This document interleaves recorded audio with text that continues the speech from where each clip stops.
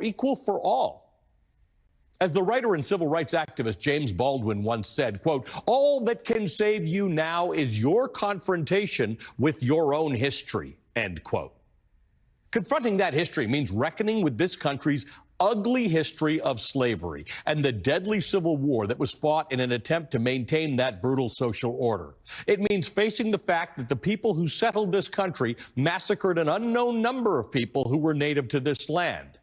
But when Baldwin spoke about history, he wasn't asking us to be scholars of America's past. He was asking white Americans in particular to reckon with how this country has succeeded at the expense of some of its groups.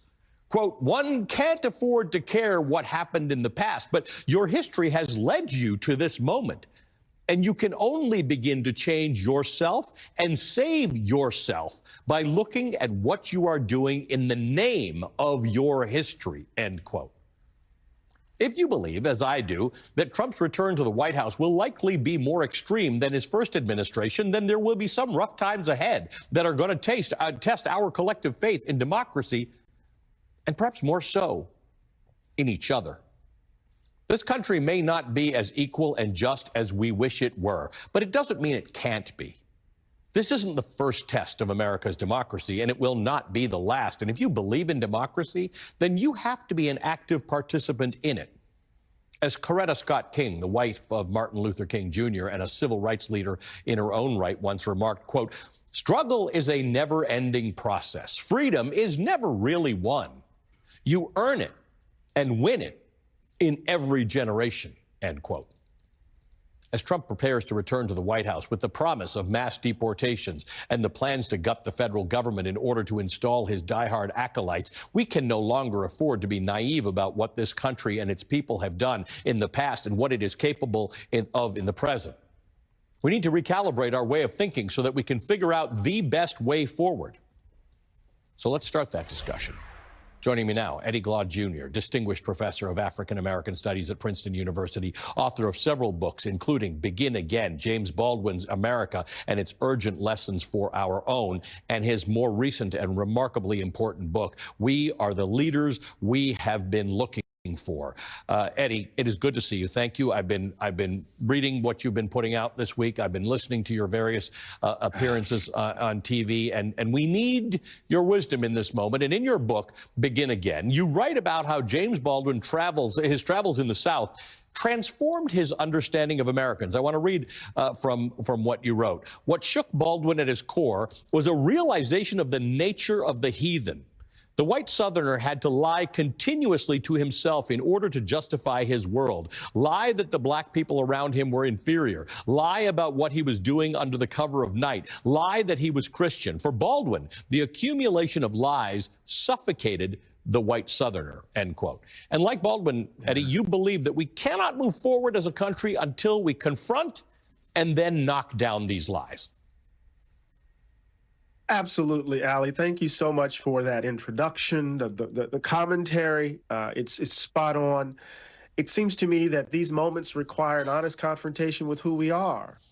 And we're already engaged in the game of illusions, in the kind of construction of fantasies, right? That really what's motivating us is just simply economic insecurity, inflation, and the like. And of course, those issues matter.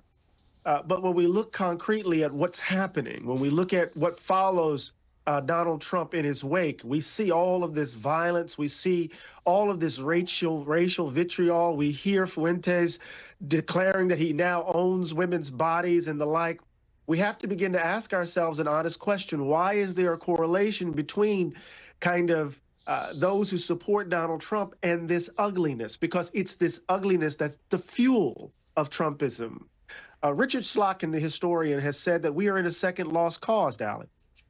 That we're in a moment in which there's a reassertion of the lie. Now, what does that mean in its details? Remember what's at the heart of the lost cause. The heart of the lost cause is a refusal to accept what was the actual reasons for the Civil War. It wasn't slavery. It wasn't slavery, Ali. It was economics. And here we are in this moment engaged in a similar denial. And that's interesting because There are discussions, and there will be postmortems about whether the Democratic Party was too left or engaged in causes that were too woke. But in the end, it is the response, not perhaps to that, but just to the idea that this country is changing from people who feel endangered and who are creating new reasons to make excuses for what is fundamentally bigotry, right, misogyny, and to some degree the hubris that America can't go wrong. Right. You know, Baldwin said the horror of America is that it's changing all the time, but never changes at all. There's something like this eternal return because we're dealing with the consequences of the tragic choice at the beginning of the Republic. Right, the choice that we reconcile, where we reconcile democratic principles with the reality, with the institution of slavery, with the subordination of women, with the exploitation of children, the exploitation of workers, with the genocide of native peoples, that there is this kind of gook within which the American project came into being. And to confront that is not to condemn us to the gallows. No. To confront that is actually to create the conditions to release us into a new way of being. But let me say this, Allie, really quickly. I come out of a tradition that has had to deal with the violence of when the fever dream spikes. There are too many people in my tradition who've lost folk. My professor, Albert Rabbitoe, who wrote Slave Religion, lost his dad. He didn't grow up with his father. Why? Because a Mississippi store shop owner shot him in the head because he dared to confront him over the way he treated his wife. This isn't some abstract issue for us. The idea of how we're going to survive and get to the other side when it seems as if the country has lost its damn mind takes on a real tangible kind of feeling because my mom and my dad grew up in Jim Crow, Mississippi. This isn't slavery. Yeah. Right? This is immediate for some people. Right. But back in the Civil War, unsettling, Alan. Here's an interesting question, because back in the Civil War, there were a whole bunch of Southerners who justified this on the basis of Southern chivalry, on the basis of states' rights, everything but slavery. And most of the people who fought and died in that war had no particular personal relationship to slavery. They did not hold slaves, and yet they bought wholesale into this idea. This time we had people talking about, you're not hearing us, you're invested in issues we don't want, it's inflation. A lot of it was bad information, it was lies being believed, but most people would not acknowledge what you are saying and what James Baldwin is saying, that we are still preserving a lie. How do you have that conversation with people whose vote preserved a lie, preserved misogyny, preserved racism, preserved the patriarchy, and preserved the hubris, who don't actually believe that's what they did? And again, my point is, in the Civil War, there are people who engaged in it thinking they were fighting for something else, and they were not. You know, that's a hard question to answer. I've been trying to figure it out. How do you tell people? I mean, I was having this argument just this morning with folk that their numbers around black voters in the 2024 election was just wrong. How do we deal in a world where passion overruns reason, where we're in different information ecosystems, where we don't agree on just simply basic facts? I don't know. The only thing I do know is that we can't capitulate to it. Mm-hmm. We can't try to figure out how to make those folk comfortable. We have to continue to tell the truth. We have to do what Bartleby the Scrivener did in Melville's story, right? We have to say, I prefer not to. And part of the worry is that because of the nature of the election, too many people want to consent and concede to the lie that folk are telling folk. Mm-hmm. You know, Americans prefer their illusion straight, no chaser. That's what Eugene O'Neill was exploring in The Iceman Cometh.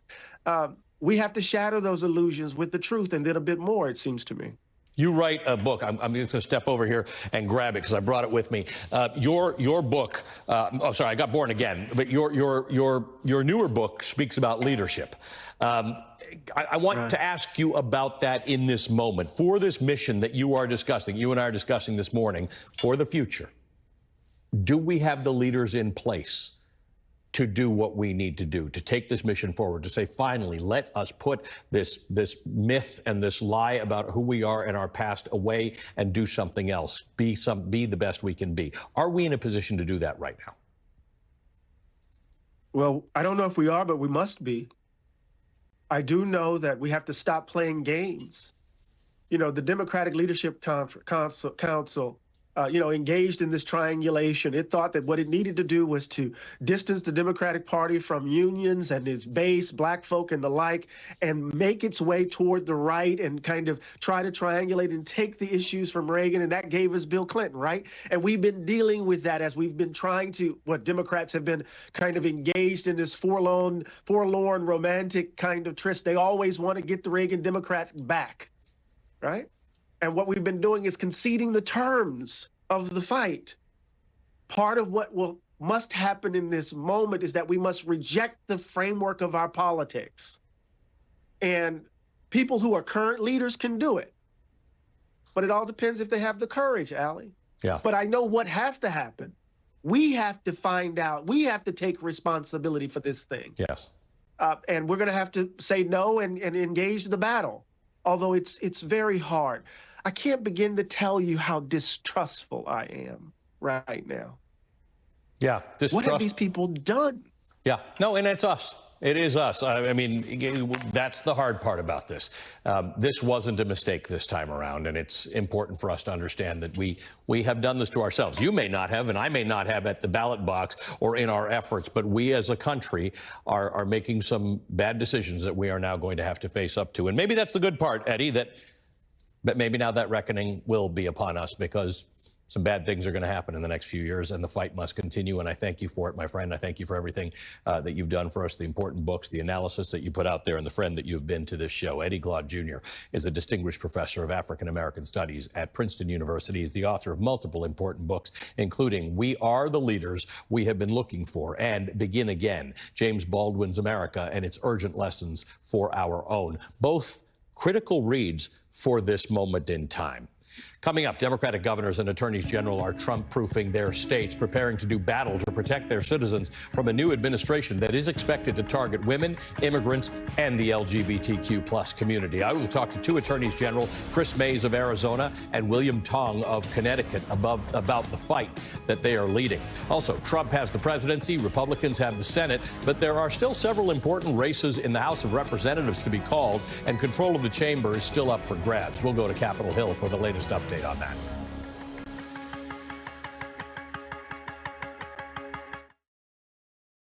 When you need brutal honesty, when you need answers first thing in the morning, you need your Morning Joe, weekdays at 6, only on MSNBC. What's causing the rise in book banning? On my podcast, Velshi Banned Book Club, I speak with authors of banned books to try and find out. I think what they're really objecting to is that a young person has perceived the hypocrisy and corruption of the generation that has created their world. This book saved me in a lot of ways, and then I published it hoping to help people find a blueprint to heal. Season 2 of Velshi Banned Book Club, all episodes available now.